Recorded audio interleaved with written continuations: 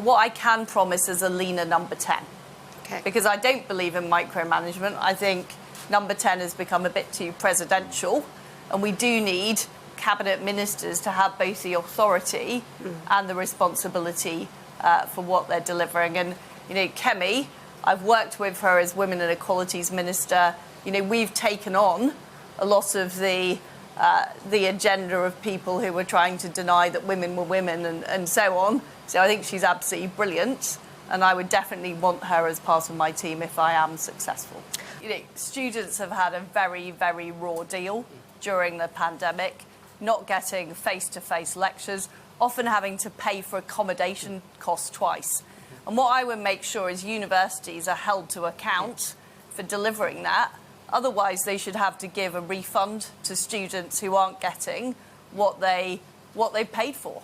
And what I would do, if I'm elected as your Prime Minister, is make the Rwanda policy work by, through the British Bill of Rights, ensuring that we can't be overruled by the ECHR. Because you know that's been a problem, that we had the ruling from the ECHR and that stopped the policy going ahead. So I would make sure we legislate for Britain that we are in control of our own policy and we can't be overruled by the ECHR. Philip. I would also work with other countries to get new deals to find new locations, because what is really important is that countries like Rwanda want citizens in their country helping build their economy.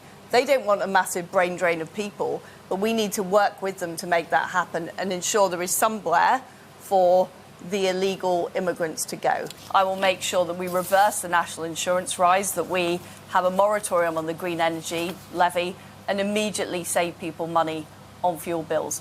I will also look at what can be done on supply to make sure we're keeping prices as low as possible so that families right across this country, pensioners, are not struggling.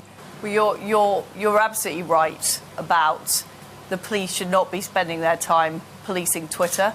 They should be on the streets dealing with crime. And what I would put in place is police league tables so people could compare how well their police force was doing with others around the country. I think my strength is getting things done. And I will get things done by hook or by crook. And I will push them through Whitehall. I will make sure that things happen. And I've shown I've done that in the Department of Trade and also in the Foreign Office. But what I also do is I trust my team to deliver. And I think it's quite significant in this leadership election is I am being backed by a lot of my cabinet colleagues who work with me. And I'm also being backed by ministers that I've worked with in the Foreign Office and in the Trade Department, because I'm not somebody who micromanages. You can't do that. You can't do that as Foreign Secretary. You definitely can't do that as Prime Minister. And what you have to have is good people, be clear about what they're expected to deliver, but allow them to deliver it in the best way. And what I will be looking for, if I am selected as Prime Minister, is three things in my team. First of all, people that are competent. Secondly, people that share our Conservative values and are prepared to stand up to Whitehall and get those values through. And the third thing is people that are loyal and don't spend their time briefing the press and talking to the press, spend their time getting on with the job. Firstly, I would reverse the national insurance rise, and I'd also have a temporary moratorium on the green energy levy. So from day one, families are keeping more of their own money, and they're also saving on the fuel bills. Do you literally mean from day one? Can you have an emergency budget to change the Finance Act on day one? It's got to go through 3 stages of Parliament before it becomes the new law of the land. I will get it in as soon as possible. But that's not day one. That's as soon as possible. I will act on day one to make it happen as soon as possible, but it will happen well before April, which is when traditionally the tax year starts. But I will do it as soon as I can. I'll make sure the Chancellor does it as soon as he can. And my fundamental approach is that we need to keep taxes low. What we shouldn't be doing is taking money from people in taxes and then giving it back to them in benefits. Neil, do you want a bailout now, or do you want Truss's tax cuts by April? That's not all I'm going to do, Alistair. You haven't let me finish that's a big thing to say, and I want his reaction. I need something now. And I think people need something now. That's a fault line in your campaign with Rishi. Wait. Rishi will give money to him now. You will say come April. No, I'm giving the money straight away.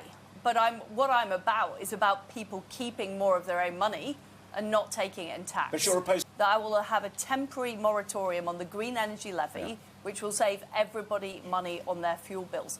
But what we also have to do, Alistair, is address the root cause of why energy costs are so high. That's why it's important we stand up to Vladimir Putin and end this war in Ukraine. And that's why it's also important that we work with the energy companies to bring the prices down. And that is, I'm going to deal with supply.